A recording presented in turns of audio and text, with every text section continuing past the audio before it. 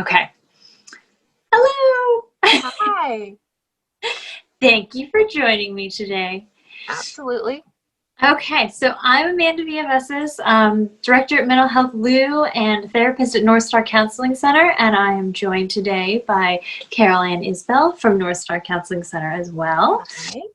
She is a licensed marriage and family therapist and a licensed clinical social worker. Mm-hmm. And she and I will be here today talking a little bit about secondary traumatic stress, stress responses in general, and a little bit of how we prevent burning out from all that stress, right? So welcome, Carol Ann. Thank you for coming and hanging out with me today. Yeah, for sure. Happy to be here. Awesome. So we'll get started. Let's first just talk about the terminology because we know this. We talk about it in our work every single day. But how do you define for clients like what secondary traumatic stress is versus, say, general stress? Sure. So, I think there's a lot of terms thrown around out there to describe what secondary traumatic stress is, vicarious trauma, among others. And truly, what's important to remember in terms of just differentiating those things from regular stress is that it's the result of experiencing stories or directly witnessing the impact of trauma. So, for example, if you are talking to a friend and they have experienced something traumatic and they're telling you about those details, even though you didn't directly experience that trauma, you are indirectly experiencing it through hearing about it. And so, that can be traumatic in and of itself. Mm-hmm. And I think we're seeing a lot of that today with the pandemic, in a sense, is affecting all of us. But then you're hearing stories of people getting sick. You're hearing stories of people losing loved ones. Yeah.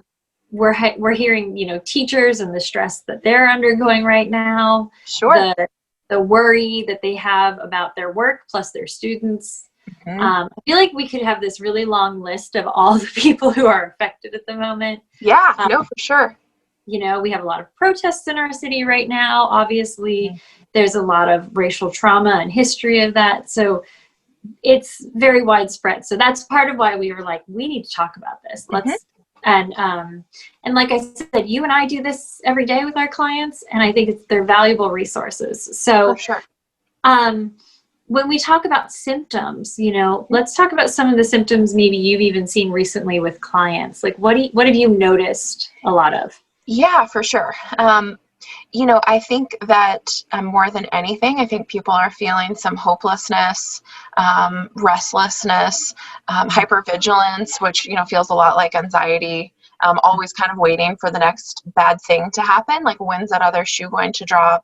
And it can impact people's sleep, their feelings of self-worth, and really just, general optimism, right? That it's much easier to be pessimistic right now with everything that's going on, because we know that secondary traumatic stress can really change your worldview. So however you viewed the world prior may be really different now, as we're all kind of grieving various things. Yeah, I've had a lot of clients actually talk about feeling like they live in an echo chamber of negativity right now. Yeah, for sure. And if you're at all sensitive, if you're one of those people who maybe absorbs other people's negativity really easily, you probably feel this even more so. And when I talk to people about this too, I notice a common trend too is just that like the tension they feel in their bodies, like being on edge, or like their nerves are, really wired right now. Like you said, difficulty sleeping, difficulty relaxing, difficulty in general, all that. No, for sure. And, and I'm glad you brought up the physical, because I think when we look at, different ways of kind of diagnosing secondary traumatic stress, really assessing whether or not that we're being impacted by that. I mean, we really should look at the mental, the physical, the spiritual, all the different facets of life, because really it can impact every single one of them. Right. Yeah. And when this whole sort of the protocol that you and I use was kind of developed, it was primarily looking at, from what I can recall, like looking at more like doctors, nurses, people in ERs, right? People who are in these really high stress environments who we see where we're seeing high burnout, high turnover because they're going to work every day. They have these huge demands on them. They are seeing people in really fragile conditions or really scary or traumatic conditions. And that, there's the physical aspect of their job, then there's the physical responses that their body is just naturally how it's responding. No, for sure. And you know what I appreciate about just the evolution of research and whatnot is that, you know, we see that expanding more and more to other populations. And so, you know, now we know that really anyone in a helping profession or anyone in any type of relationship really can be impacted by direct trauma and indirect trauma. Because, you know, I mean, as you mentioned, I mean, when we look at secondary traumatic stress, that was primarily, you know, like compassion fatigue, for example, which is the combination of secondary traumatic stress and burnout. When we think about that, it was really starting out with just helpers. But prior to that, when we would think of trauma, we only thought of war veterans. And so, you know, now we know from lots of studies and research that, you know, many of us experience trauma throughout our life in various forms. Exactly. Yeah. But there's also the idea like that we talk about sometimes, which is like big T, little t trauma, right? Yep. So big T being the more obvious kind of traumatic events that people might experience, like you mentioned, like war, you know, physical abuse, sexual abuse, emotional abuse, even weather-related incidents, surgeries before the age of 5. Like there's a whole litany of things. Right. And then there's this little T trauma, which I would be surprised if any of us get out without escaping some version of little T trauma.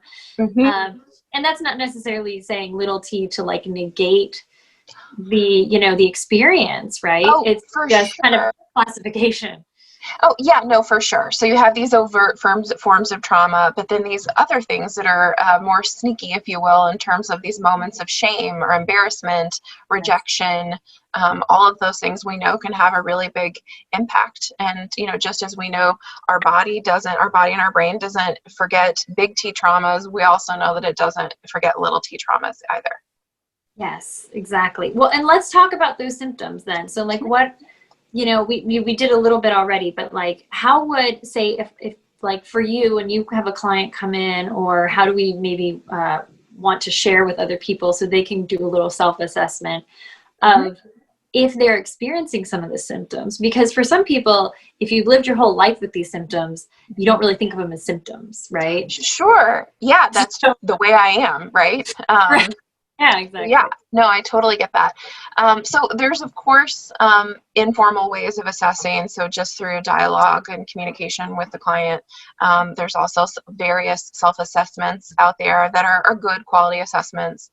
And if you're looking for something more formal, you know, a really common one is the ProQual, which just assesses primarily in the work environment in terms of whether or not you're experiencing compassion fatigue or secondary traumatic stress, but you can very easily apply that to, you know, just being at home too, just caregiving in general.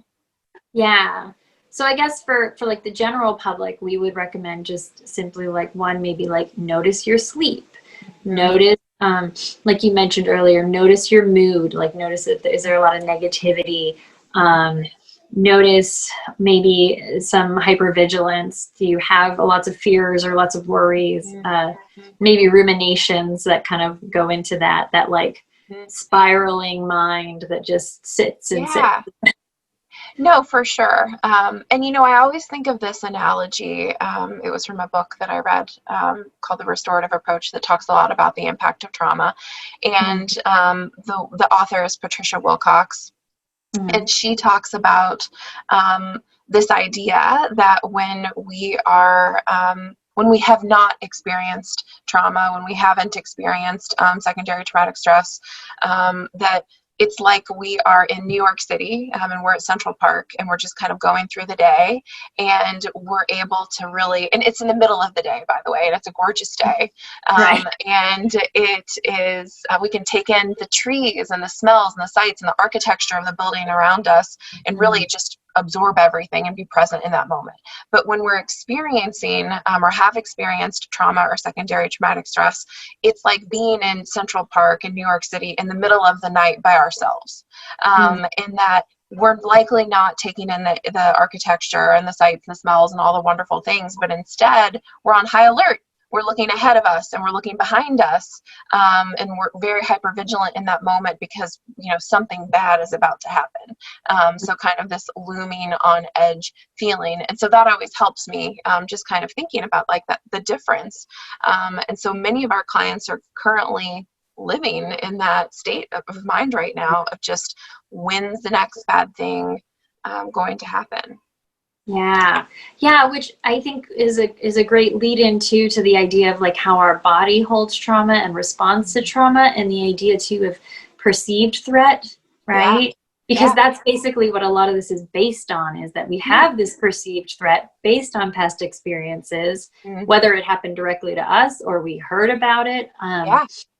And then our body is going to, like you said, be very much more vigilant. We're going to be more on edge. We're going to miss everything that's happening around us because we're going to be very focused on keeping ourselves safe. No, totally. And so our brains are really sophisticated, but they're not that sophisticated all the time, right? And so sometimes, unfortunately, they can work against us. So we have a part of our brain, the amygdala, mid portion of our brain, two tiny almond-shaped clusters that are super important, and they're dedicated to kind of, they're always scanning the environment for dangerous sensory information. And so when we've experienced something, whether that's directly or indirectly, so hearing these stories of trauma and whatnot, its responsibility is to hold on to those things for later keeping, just to keep us safe. And so unfortunately, and fortunately, because it can keep us safe, but unfortunately, sometimes that means that we're on high alert, and in these fight or flight moments, when maybe we're perceiving a threat that isn't necessarily a threat. So we've seen something on the news that happened, you know, super far away, and we're not really at risk of something like that impacting us, yet our brain doesn't know the difference because of various components that I can continue rambling on about. But we only have so much time. So yeah. Yeah, well, and I think that's like a little side bit or tidbit there would be that like idea of mirror neurons, and like and how our brains are fascinating, and that our mirror neurons help us learn new things, but sometimes again, like they kind of work against us in that, like, you can then put yourself in the place of the person in the scary movie, the person on the news, the person, and you can start really kind of like personalizing that, and your brain starts to kind of blur that line of, did that happen to you? Did that happen to somebody you know? Or did you see that on the news or read it in a book? Or no, for sure. And you know, when we were going through the certification process, Amanda, I remember the instructor talking about that example about being alone in a parking garage. And, you know, he had asked that in front of hundreds of people. I consequently, after that, have asked that in front of many people before too, as I'm sure you have as well. You know, if you think about how you would feel alone at night in a parking garage, most people say they would be on high alert. That they would be perceiving threat and danger. But then when you ask people, have you actually ever experienced that directly? The vast majority of people say no. But then if you ask people, do you know a friend or a loved one that's experienced that? Still, the vast majority of people say no. But if you ask someone, have you seen someone experience that in a movie or on the news? everybody says yes. And so what we know is that sometimes in these moments, when we're absorbing information, if we don't do certain things to protect ourselves, which we'll talk about, that our brain doesn't know the difference, that we didn't actually personally experience that. So consequently, when we're in that same environment or a similar environment, our brain and body responds in the same way as if it actually did happen to us, which isn't always so helpful. Right. I think that's it goes to show in this one way, like you said, we have such sophisticated brains, and at the same time, it's like there's still a lot of growth that our brain, to catch up to where we are now. I imagine our brains, it's almost like they haven't evolved all the way to be able to deal with the modern world we live in that we were smart enough to think of and create. Oh, for sure. Yeah. And I think that's such a good example too. I do give that to my clients because it's one I even can relate to. Like when they asked that question in the training, I was like, oh yeah, I definitely feel on edge walking in a parking lot or in a garage. And, and then as he talks about it more, I'm like, yeah, nothing creepy has ever happened in a parking garage that I know of. Yeah, totally. But it's really easy to make those assumptions or to see, like, oh, is that a shadow back there? Is that a person over there? Is this and to be on high alert. And then you're starting to look for cues or things to kind of fill in, to kind of inform that idea that you already have of something bad is going to happen. So now you're going to start picking up on any little thing. You hear a noise over here. Well, that could be something. And so all of that, of course, then keeps us, our body is tensing up and our heart starts racing, right? Yes. All the things. Right. And we're ready to fight, flight, or freeze. Or freeze, yeah. Favorite one. It's actually my go-to maneuver. Yes, exactly. I hear it can be helpful, like to play dead in a bear attack, right? Well, anytime, if someone just sneaks up on me on purpose just to be funny or by accident, instead of reacting, I literally just stand there frozen. So not particularly helpful, but that's okay. Yeah. It's fun how our brain, like you said, works against us sometimes. Totally. So, and going into that too, that some of those symptoms, like I said, like the heart racing and, so we've got our two different, like our nervous response systems, right? We've got our parasympathetic and our sympathetic. And let's talk about how when we're in one of those versus the other, how that can make it difficult for us. Like you said, you just freeze. Yeah. Actually, respond or to take care of ourselves, to maybe not be reactive, or to be how that makes us reactive, right? Yeah. No, for sure. And so when we're in fight or flight, our sympathetic nervous system is dominant. And the way that I remember that, and in case people want to remember it so they can impress their friends at Thanksgiving, is that sympathetic stressed. So S for stressed. And so when we're stressed, our sympathetic nervous system is dominant. And so in that moment, so much of our energy goes towards, some of the things that you've referenced. Our heart is faster, our adrenaline is pumping. There's more blood flow to our muscles. We sweat more in those moments, which, fun fact, we sweat more in those moments because we're slippery when wet, and so it's easier to get away. So thank you, evolution, and you're welcome. You can tell your friends that. And so when in those moments, because your body and your brain is dedicated to survival in that space, which again, it was great for, different parts of our lives when we were running from dinosaurs or bears or whatever, but not so helpful for now. And so in some situations, of course, but in those moments, because our brain is so focused and our bodies are so focused on those various survival functions, it limits other functioning. And so for example, in those moments, it's harder to access all of our language skills. So that's why you might see when people get flustered sometimes, they're actually making up words that don't exist, or they're having a hard time finding any words at all. Right. it's harder to know who we are in those moments, like that, our sense of self, our sense of confidence. It's more challenging to think through, for potential problems or potential solutions. So to imagine, x plus y is going to equal z. It's harder to be able to do that. So to make good decisions can be challenging in that moment. To think creatively that ability is hindered in that moment. And so obviously that's not ideal for many things, right? So in the world that we're currently in, where we have a lot of parents that are trying to do their full-time job while also teaching their children full-time education at home, and managing the world of NTI, plus maybe they aren't able to work, and so they're trying to figure out how to put food on the table, Right. while we're also trying to dodge the coronavirus and also fight racial inequities. I mean, as we referenced earlier, the list goes on and on. So it's really an important time for us to be able to access our entire brain, so that we can, have the best version of ourselves, able to manage in that way.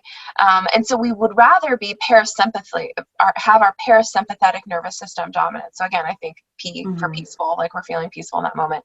Because in that moment, we are able to have all of our language skills. We are able to know who we are and to think through problems and to think creatively. And that's ideal. And so we have to be able to know how to switch from sympathetic nervous system dominance to parasympathetic nervous system dominance, which I'm excited for us to tell people how to do that. Yes, me too, because it's one of my favorite personal tricks. When you're talking about that stuff too, I'm thinking, how people, when you read a comment section on Facebook, that's people responding typically from a state of stress, right? Sure. For sure. When you're like, oof, wow, this is some serious hateful stuff here. Yeah. A lot of that can be that. It can be this like, oh yeah, well, let me just, rattle off a reply. And so I think it's important for us to slow down, notice we are in a world where we are in reactive states all the time. And it's so easy to slip into reactive states. And so being able to find ways to balance that, to notice it, pick up on it, get yourself shifted from this sympathetic nervous system response to a parasympathetic one is incredibly valuable. Because like you said, then it puts you in this brain space to think more clearly, to problem solve instead of just react. Yeah, no, for sure. And I think you make a good point that because of everything that's going on right now, we are in a constant state. And when we think about how frequently our brain perceives a threat, I mean, it's estimated even before all of this, right? So just regular, everyday, pre-COVID life, that for the average person, that your brain is perceiving a threat, again, keyword perceiving in that moment, that it's perceiving a threat hundreds, if not thousands of times a day. And so now that's on steroids, right? Right. And that's because of the access that we have to information, which is a great thing, but also an awful thing when it comes to that amygdala and it's storing all that dangerous information. Yeah, well, and I think it's, and I always tell my clients too that sometimes these threats, like you might argue, well, it's not a perceived threat, it's a real threat. And I hear you. But let's make sure your scale, your knob, of your volume knob or whatever you want to call it, let's make sure it equals where we are, right? Yeah, so if this is a perceived threat, the election is a fun one that I've been talking a lot about recently. People have experienced a lot of stress, a lot of anxiety about it. And so we're talking, so it's kind of a check-in. Let's do a check-in as far as, where are you with your response, your reactivity? Is your knob turned really far up to the point where you're not very effective in what you want to do because you're kind of in this freeze space, or, you're going into avoidance, or you're going into extreme anger, and if that's where you want to be, stay there. But if it's a problem, then let's find ways to turn that down so you can get into that clear mind and really be able to be more effective for, you know, whatever it is you want to do. Yeah. And of course, we, you know, can acknowledge too that over time, if this is repeated, if this is a lifetime of experiences, then your body is going to be holding this differently than somebody who maybe, you know, has had less of that experience. For sure. And so, you know, your journey might look a little different than somebody else's. Yeah, no, totally. That's a great point. But all in all, yeah, let's get to what they can do. Yeah. And help people, you know, find, if people are, you know, want to skip to this point, like we're somewhere around like the 20-minute mark is where we start telling you the useful stuff. So usually in the community, I give 3-hour talks on this and presentations. And I'm always like, bear with me for the first hour and a half, the last hour and a half. I'll give you all the ways to combat this, I promise. I promise we will get there. I know. Yeah. I can put a little disclaimer in the front end for like YouTube. Just skip to the 20-minute mark if you just want the tips. Totally. So shall we do our favorite one? Yes. So let's start talking about how people can kind of like start to make change so that they can get out of this, you know, crazy reactive space that we're often in and find more calm, find more peace. Yeah, for sure. And, you know, I always, when I'm talking to my clients about this, I always preface this with, when I learned about this technique, I literally was so grateful that the presenter couldn't see me, because I'm fairly certain I was rolling my eyes at the time. Like, yeah, right. Like, this is brilliant. I paid all this money to learn this. But really, the reality is it is super effective, even though it's so simple. And I've experienced that with my clients, and I know you've experienced that with your clients too. And that's to use physical relaxation to achieve parasympathetic nervous system dominance. So to get out of fight or flight, to utilize some physical relaxation techniques to achieve that, because we know from the research, right, that it's almost impossible to experience stress and anxiety if we're in a relaxed state, if our body is relaxed. And what's amazing about that research too is that not only can it get us out of that moment, it's also one of the steps in reprogramming our brain so that the next time we're in one of those situations, we don't automatically go into sympathetic nervous system dominance. Right. Yes, exactly. There's a little bit of exposure therapy kind of, but it's like, you know, exposure in your brain really. But yeah. So do you want to talk about the pelvic floor relaxation technique? Sure, absolutely. I will tell people that just be careful what you Google, because you may just end up in pregnancy land if you start Googling too much about the pelvic floor, which is fine. But if you think about the pelvic floor, that the easiest way that I think, you know, we were taught to identify that is if you were to sit on your hands, palms up, right? And if you just do that for a brief moment, and everybody's body is different. And so when I do this in lectures and whatnot, some people say they have to wiggle around to feel the right spot. But you're trying to identify the two bony points or the bottom of your pelvis. And then if you were to stop cupping your hiney, and then use your hands to then touch the front of your pelvis. So those two, really the top of your pelvis, so those two bony fronts, pointy points, bony points in the top. All of that work. All of that stuff. If you think about those 4 points, okay, and you have touch memory at that point, and you connect those 4 points with lines in your mind, so to speak. So it goes across your front section, diagonally down your hips, and then the bottom of your tush.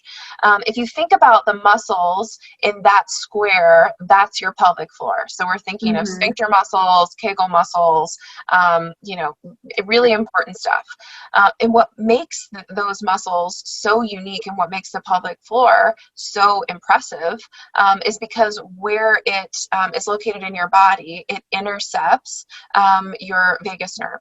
And so when you think about that, that's the only nerve in your body that if you can relax that part of your body, it's going to have an impact on your vagus nerve, and then therefore it can help you relax every single muscle in your body all at once and shift from sympathetic nervous system dominance to parasympathetic nervous system dominance in, a matter of less than a minute, we'll say. Yeah. And that's super quick. Part of the reason why I think many clients don't like physical relaxation techniques is because it's a time investment. And so they're already coming to us because they're stressed, because there's not enough time in the day to achieve all the things they need to achieve. And yet we're asking them to carve out more time. And so what's great about this is that it's super quick. And you don't have to do that much. And so once you've identified that part of your body, then you can learn to relax that. I have found that there's a group of wonderful people that you can just say, hone in on that part of your body and allow the breath to get in your pelvic floor, and then instantly they've achieved it. Yes. I'm not one of those people. I don't think many people are. But, great for them. So if you're one of those people and you're watching, fantastic. Congratulations. But if you are not, there's, a couple other ways that you can achieve that. One, first of all, you want to make sure that you're seated comfortably. You've already done the touch points so that you have touch memory, so you know where we're talking about when we say pelvic floor.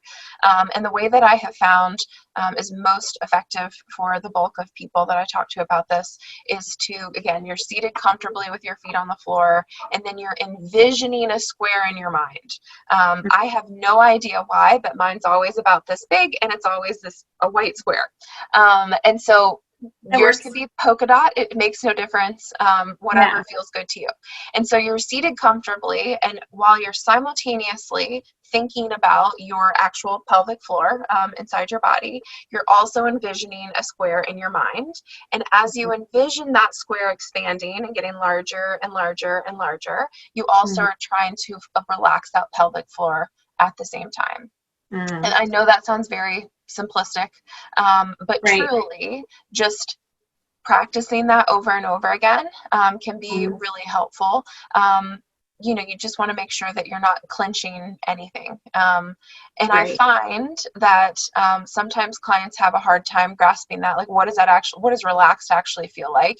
And so sometimes what can be helpful is to kind of identify, okay, well, what are some times that you are normally stressed? Because we can identify we can typically more easily identify what it feels like when we're clenching.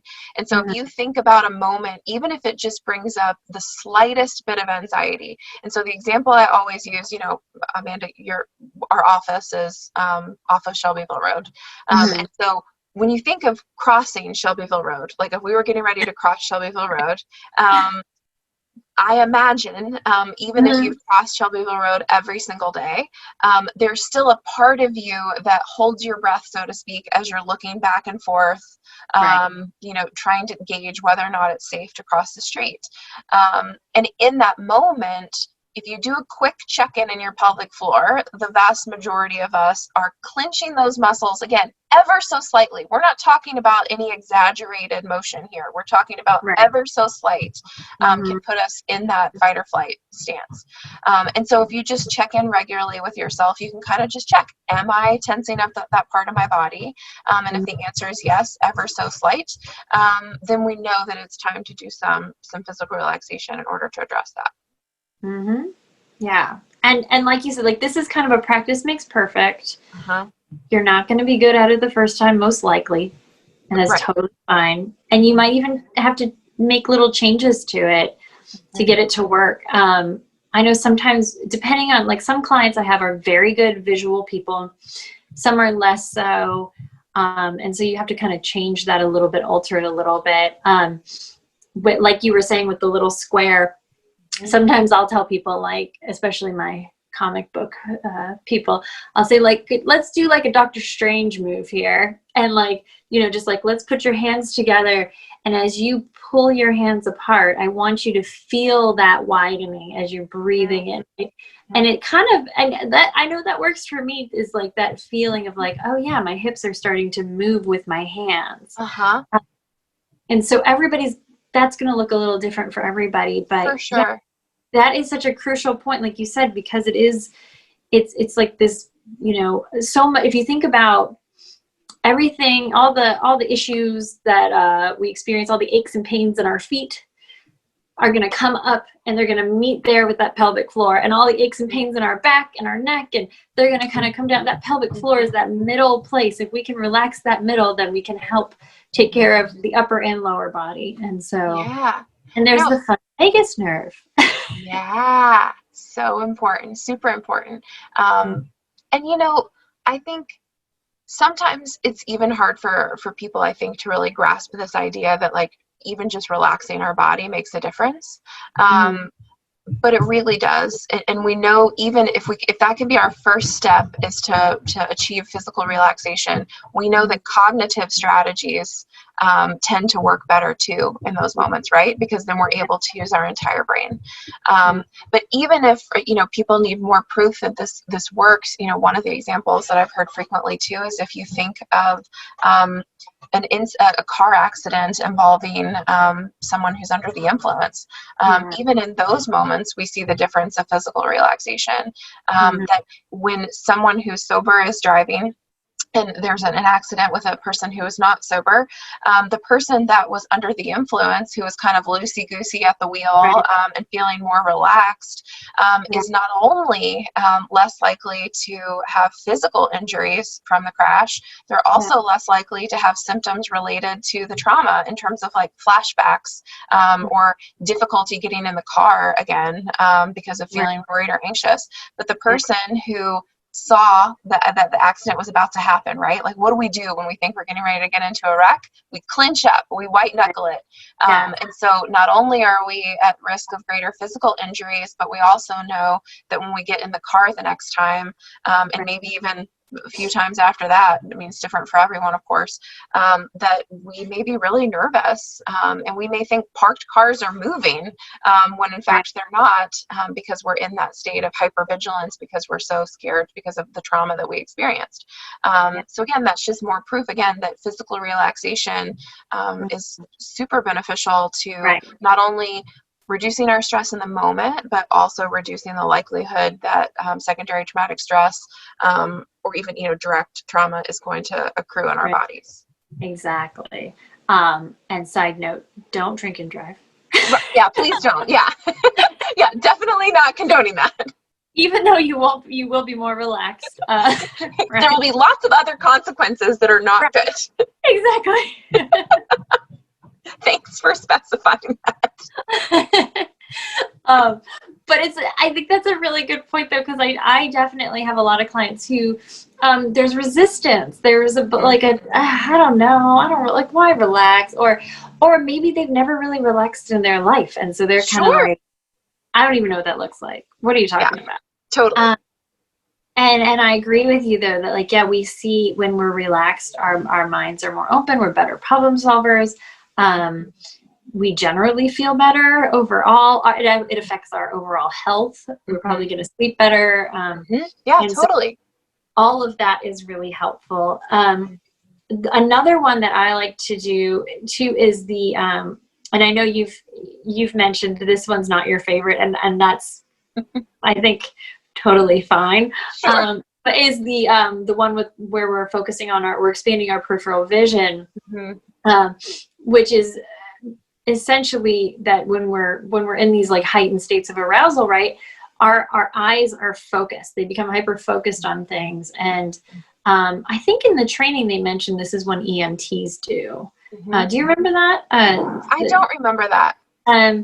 That it's like a common one. I could be completely wrong, or maybe there are a lot of EMTs out there who are like, I don't do that. But maybe they should. So tell us about it. But yeah, the exercise is, where you look straight ahead and you kind of pick a focal point. And then what I tell clients to do is use their fingers initially to start, like look between your two fingers here and follow your fingers out as you're expanding them. And your vision will start to widen. And then you'll decrease that, like being hyper focused on something, and you'll notice overall you'll start to feel a relaxation. You might feel like a tingling in your eyes or something overall. But essentially that's kind of telling your brain, hey, everything's okay. You know, Yeah, totally. calm down. It's all right. For sure. So I think that just shows that there are many tools and techniques you can use. But as you said, like if you can find ways to stimulate that vagus nerve, that's going to help really with that rapid, change in your arousal. You'll notice you'll shift and you'll start to feel more calm, and it can happen pretty quickly. It doesn't have to be like a long, 10 minutes, 20 minutes, an hour, or whatever. It can be within like a minute, depending on absolutely how well you're able to execute it, of course. Yeah. Sure. And again, I think everybody is different. Some of my clients will set an alarm on their phone or their smartwatch to remind themselves maybe every 30 minutes, every 45 minutes, every 60 minutes, whatever feels good to you. And I know it can feel like a lot at first, but just to do a check-in of like, how am I physically feeling in this moment? And if I'm feeling just, again, ever so slightly tense, it doesn't have to be a big feeling, ever so slightly tense, then let's take a couple minutes to do something. And again, like with this pelvic floor exercise, with that focal point exercise, we're literally talking about a minute or less. Right. So it's not a big investment, but it may have big results. So just finding what works for you, but just if you don't take anything else from this, I think it's fair to say that we would both agree to take this part, like just incorporate this brief little physical relaxation throughout your day. And I think you'd be amazed at the difference that you'll feel pretty quickly. Exactly. And like you said, that practice it throughout the day, throughout your week, because you don't want to reserve relaxation techniques for just moments of, high anxiety or high stress. You're not going to be very good at them if you do that. I tell my clients, I'm like, you're not going to learn how to swim during a tsunami, So think about it that way. Or like, this is you taking your brain to the gym. And if you want to build up that muscle, you have to practice it, and you especially should practice it during times when you're, like you said, you don't have to be incredibly tense. Just practice it throughout the day, and when you're maybe a little bit calmer, so you can really kind of, the stakes are low. You can just practice and learn how to do it, and then you are in those more heightened states, you can pull that up really quickly because you're like, oh, I know how to do that. Yeah, no, definitely. I think that's a great point. Our brains are plastic, right? Like, so it's moldable. We can change, we can grow it. We know that the brain grows through experience. Exactly. Yeah. So just keep trying. Keep doing it. Yeah. So other components to this too, the idea too of like, you have to have awareness, right? You have to have awareness of what you're experiencing. Like we talked about in the beginning, like if this is something you've experienced every day for your whole life, you might be like, oh, it's Tuesday, no big deal. Sure. I always feel this way. What are you talking about? Is there another way of being? So I know for my clients to like lay that foundational work, I will, depending on, where they are, I might start with like feelings identification, just, even something as simple as look at a feelings chart, name your feelings, notice what you're feeling, name the feelings. If you're like, oh, I felt that before. Yeah, I felt that before. And then the other part of that too is reflection, some version of reflection, like one of my favorites is the pleasant events log, where you're looking back at unpleasant events and seeing, were you aware of those? Did you notice that moment? How did you feel in that moment? How do you feel looking back at it now? And then doing the other side, the pleasant side as well. Sure. Just really help to build that awareness, acknowledgement through the reflection process, so that in the moment then you can go, oh, I know what this is. And you can name your feelings. When we have a better vocabulary of our feelings, I think people start to feel a lot more comfortable working through them in general, because they're like, oh, they can sort of sort through them and articulate them more. For sure. How do you help clients build awareness in that area? I think similar to what you're saying. but again, I think that for me, I've noticed that, you know, whether or not we can put words to it or not isn't as important as being able to physically recognize it, right? We don't need a particular, there's a bazillion different, I forget what the actual number is of how many different emotions there are, but there's a lot. Yeah. And so being able to label it accurately or precisely isn't really that important as long as you know what's going on with you. So whether that is, again, checking in with yourself throughout the day, or maybe it's at the end of the day, what were the high moments and what were the low moments, and what was I telling myself in those moments, what was I physically feeling in those moments. And I think just depending on who you are, that looks different. I mean, if we're talking about a teenager, maybe they don't want to write this down or fill in a chart, but they would rather, do some type of part activity that represents what their day was like and how they experienced it. So I think, just part of this journey of trying to figure out how to manage these feelings is just trying to figure out what works for you individually. And there's literally not a right or a wrong answer, as long as we're making an effort towards, again, identifying what we're feeling and then being willing to do something with that feeling. Yeah, I completely agree. That I like that you mentioned like art therapy. Like there's so many ways that we can be reflective and kind of build that self-awareness. And you just, have to allow yourself a little bit to go on that journey. Yeah, for sure. That door a little. And then we talked earlier, you mentioned kind of the idea of intention or being true to yourself, right? And that sometimes when we get in that space, it's hard to be true to ourselves. And I know that to some degree, when you're in this clearer, calmer mind, it's good to reflect on that as well, as far as like, what are your intentions or for this life, for living life in general, maybe? Yeah, no, totally. And when we look at research, I mean, people that live a principle-based life, so to speak, they tend to be happier because they know that they're on a path and that they're living for, it's called various different things, right? But they're living for a mission, so to speak, that keeps us grounded, and we tend to be happier in those moments. We also experience stress differently. And so when we think about how we talk to ourselves, it can be such an autopilot experience, right? That we don't even really like tune in, like we can hear the radio, but we don't really know exactly what it's saying.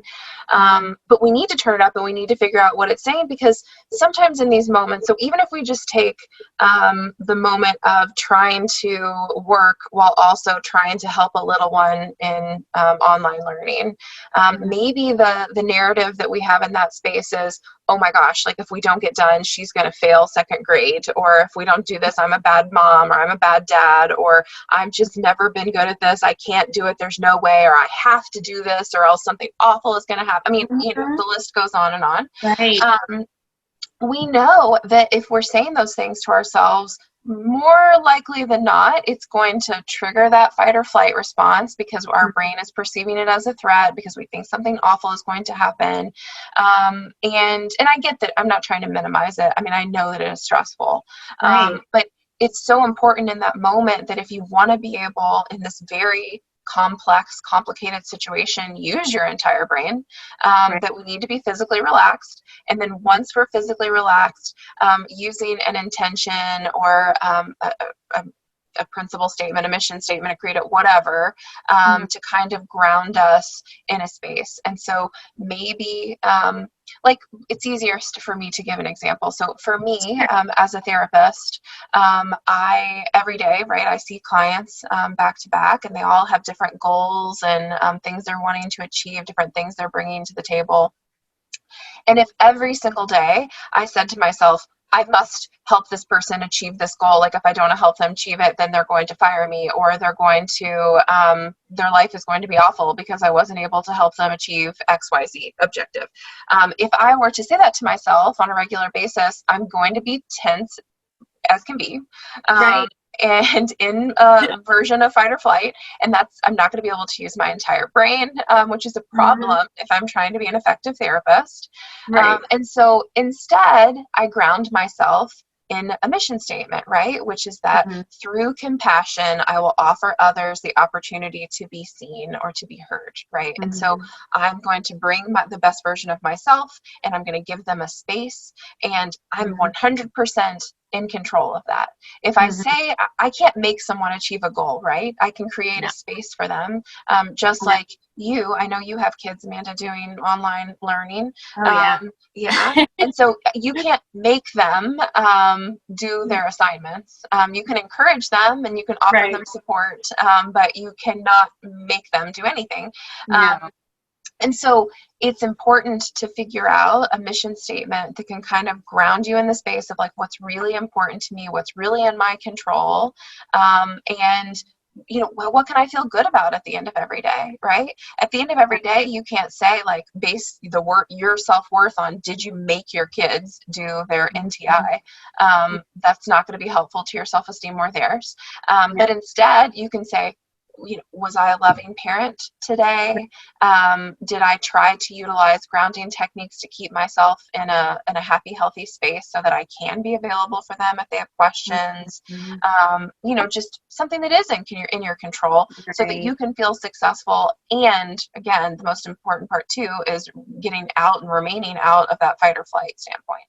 Well, and I like that the examples you gave too are also, they're very realistic. They're very attainable. If you're a person who's maybe thinking like, well, what is my mission or what's my, and it's maybe focused on something that's not very realistic or, then you might want to, scale that back, focus on, well, what is within my control? What can I do? These aren't huge, gigantic, lofty things necessarily. Like you can have the goal to be wealthy. That's fine. Sure. But scale it back a little bit. Start with what do you got to work with, right? For and sure. so that you're not just, setting these intentions maybe that are kind of very unrealistic, and then you're not really gonna, you're gonna fail at them basically. Yep. Right, exactly. Set yourself up for success. Let's be real. Yes. And so of course we talk about that idea too of intention setting or having a mission statement or a credo or whatever you want to call it, because that is that place then that you go to once you are relaxed, once you are, in that calmer state, right? And that's going to be your foundation for what do you do next. So if you're in an argument with somebody, what do you do next? Well, if you can calm your body down, you can go back to your intentions and think about how you want to live your life and make your next choice from there, right? Yeah. Absolutely. Because I think you made a really great point earlier, Amanda, that when we're in fight or flight, we are more likely to do things that are in direct opposition with our mission statement. And we know from the research that when we do those things, we actually feel a lot worse about ourselves and about our lives. And so if you can take a brief moment to, again, relax and regroup and then make a decision that is in line with your mission statement or your credo, or again, principle-based life, whatever you want to call it. Whatever you call it. Yeah, but be creative. That you're more likely to be happy and satisfied, which is a good thing. Exactly. Yes. It decreases that internal conflict that so many of us struggle with. And, I want to be this way, but I also am doing these things and, and so, it helps us kind of like find that balance in life. And like you said, just overall live a happier life. Yeah. Totally. So let's talk real quick about the kind of like the very important, but also sort of supplemental aspects of this, which are overall self-care, which is just a huge vague term. Right. And then also the idea of connection, right? Because those are those things like you can do these other aspects, you can relax, you can have your mission statement for life, you can build awareness. And then this stuff kind of comes in and really helps boost all of that and makes it even easier or, really helps you process everything you're going through. No, absolutely. And, I love that we talk about both of those things, but more often than not, people have heard self-care, right? Like, I mean, that doesn't surprise people. We're talking about, and again, that looks different for everyone.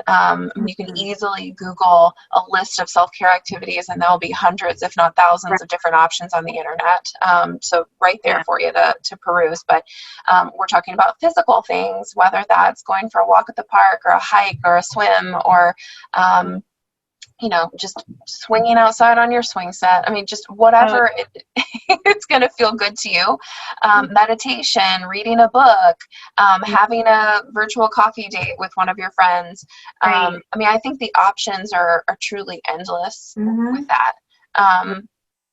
Are there certain self-care activities that you find are particularly helpful for your clients, or truly is it just unique to the person? I think it's very unique to the person. I think some of the things, though, where I see people have the most, like that seem to help the most, though, is nutrition and sleep. Like, totally. Nutrition, sleep, and exercise of some kind, really, right? So if you eat a bunch of junk food, you're probably not going to feel super great. You're probably not going to have a lot of energy. Totally. So making sure that you think about your diet, and not necessarily in the way of dieting. Sure. But just in the way of nourishing your body, and because you're going to nourish your mind. And then that sleep aspect, like I've heard so many people talk about teachers right now who are staying up till like 2 a.m. trying to prep for classes and trying to, go to sleep. Yeah. You're going to feel so much better. I promise you. You might have that perceived threat of, I don't get this stuff done. And I hear you, but I promise you, if you get a good night's sleep, you will be able to problem solve that so much better. Absolutely. I mean, we regulate so many of our hormones through sleep. I mean, there's just, we go on and on and on about the importance of sleep hygiene. And I don't want to say something isn't true, but if I'm remembering correctly, there's research that even says that if you get less than 6 hours of sleep, it's the same for your brain as functioning under the influence. Certain aspects of that, which is, intense.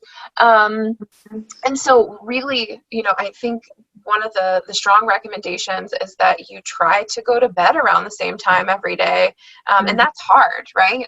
Especially even on the weekends or days that you're not working, that if at most try to go to bed no later than 30 minutes to 45 minutes later. And when you're waking up in the morning, I know you want to sleep in, I get that, but try your best not to sleep in more than 30 or 45 minutes on a regular basis. If you've been sleep deprived, then by all means, there's research that says catch up on the weekend if you can, and it does make a difference. But if you can maintain that consistency and that routine, we know that that's really, really wonderful for our physical health and our mental health. Right. And if you're having issues with sleep, there are definitely lots of helpful tools, because a lot of people do sometimes have that, like, oh, I've had X number of nights with really bad sleep, or I have nightmares, and so they start to associate their bed with, like negative thoughts. And you really want your bed in your bedroom to be this idea of relaxation, and you don't want to eat in your bed or not sleep in your bed. You do want to sleep in your bed. You don't want to watch television. Work in your bed, work in your bed, your laptop. Yeah. Right. Think about all the things that are stressful that you associate with that room, and take everything out that you can that's not sleep or sex. Totally. 100%. Amen. You can keep sex in there. That makes absolutely.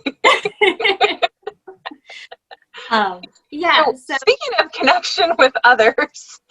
Right. That's a great segue. Yeah. Yeah. Way to go. Thank you for that. And I love this part. So when we think about, so if we back up for a minute, we've talked about lots of different kinds of trauma, right? Regular, like direct trauma, indirect trauma.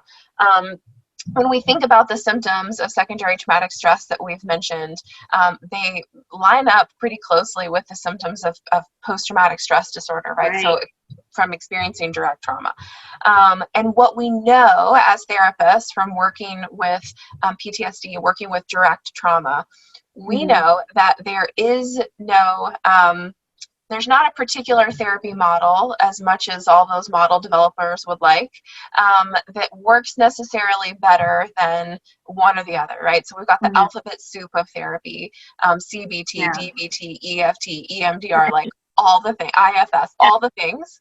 And we know, unfortunately, none of those things necessarily work better than the other when we're talking about addressing trauma, as long as there's two components, one of which is just that the provider has positive expectancy for their client, which is important and helpful, but that's another talk.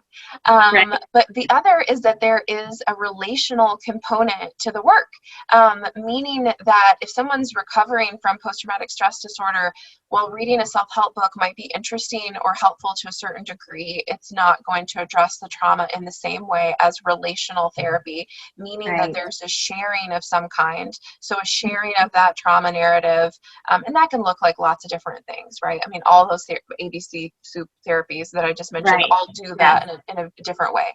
But the relationship and sharing of the information is really important. Well, we know that the same holds true for secondary traumatic stress, that there has to be a relational component, there has to be a sharing involved. And so that can look like many different things. Maybe that just means sharing with your partner at some point during the day.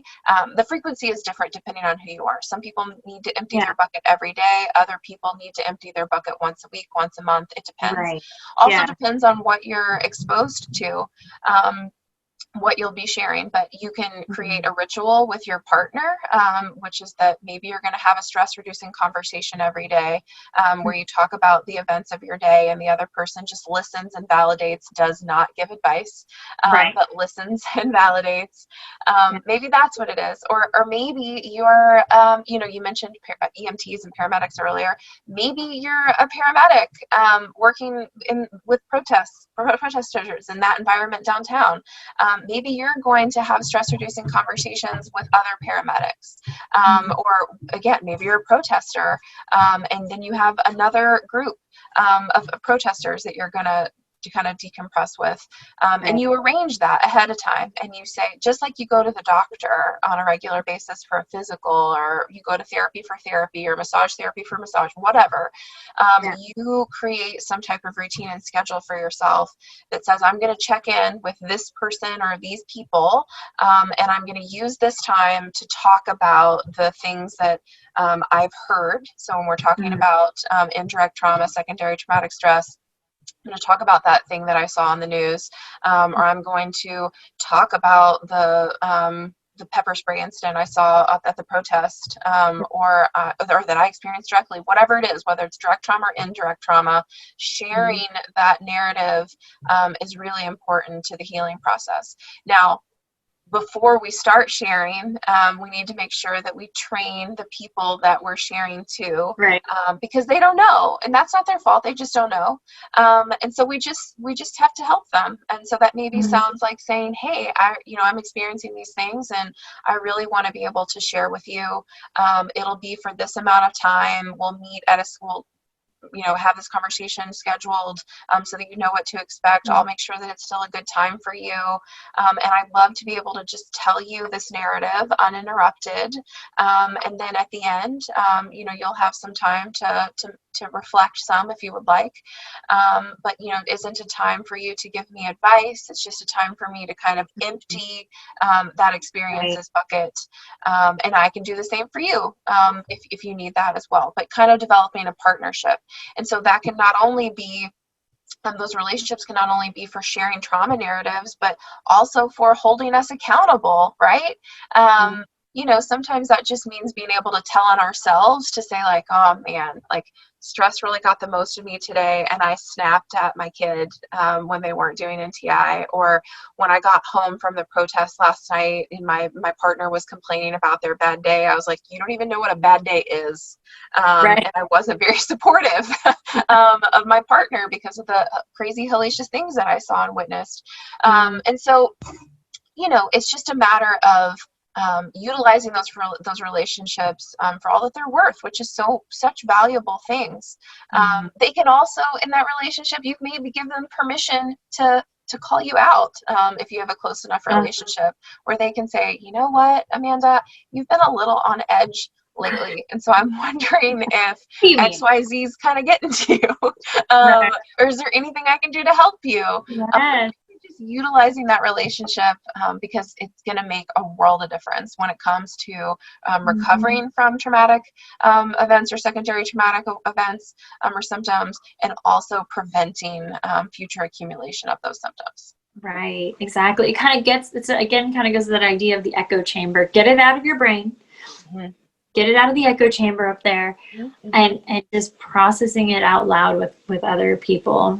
Yeah, I think all your examples are great. I think that's exactly what people don't realize, is that there is so much power in connection.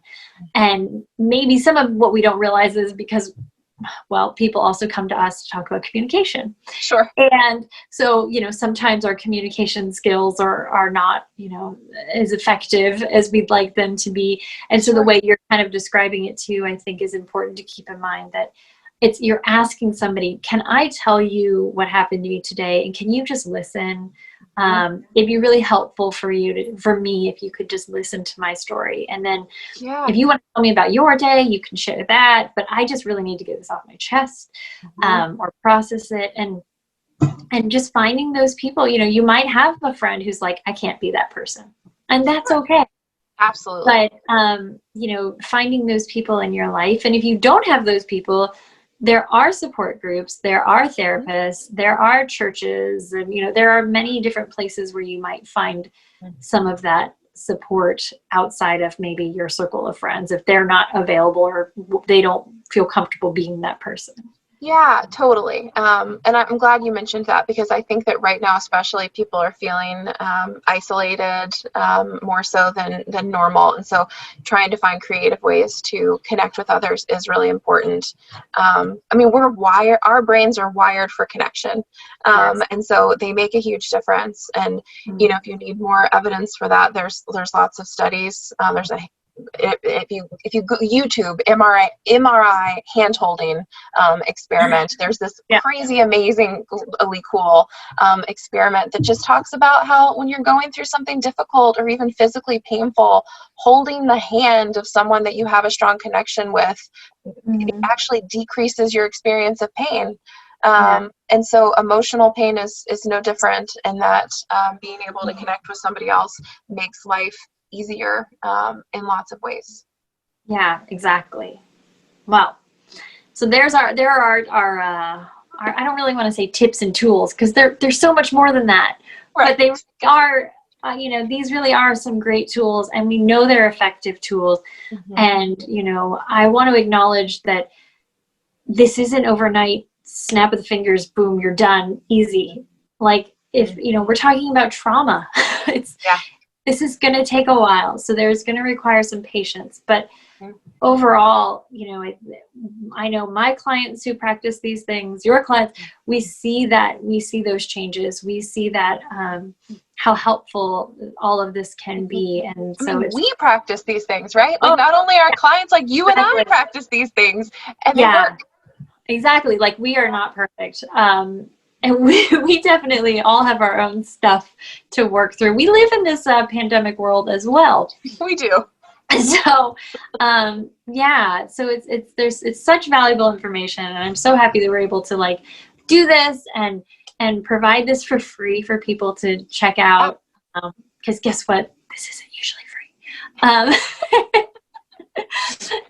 And so being able to share this information, is there anything you want to final words you want to throw out there to people to remember, or, that's kind of putting you on the spot, but. No, that's okay. I think just more than anything, I'm glad to be able to do this with you, because, you're excellent at what you do, obviously.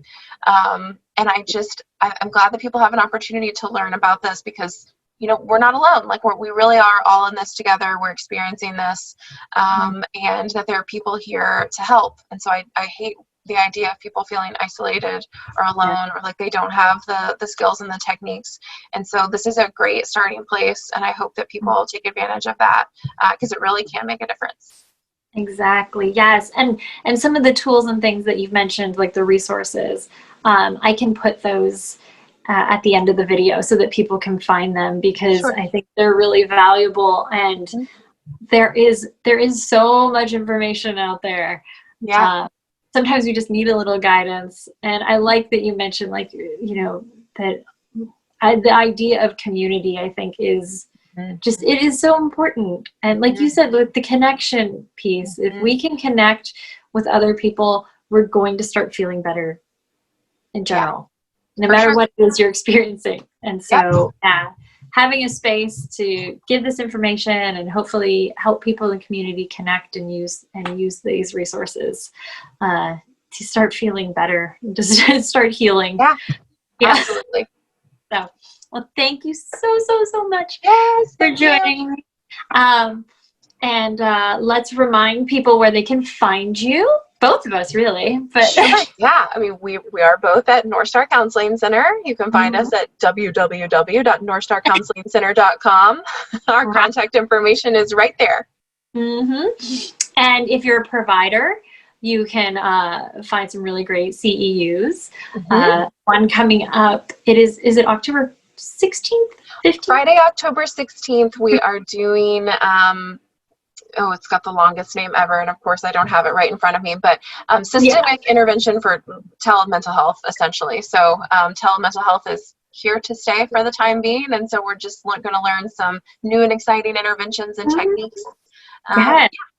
Yeah, and honestly, telehealth should stick around, because it helps us like connect with people who really can't get in to see us. Or, you know, I think it really widens that the availability of therapy. So I'm really happy. Absolutely.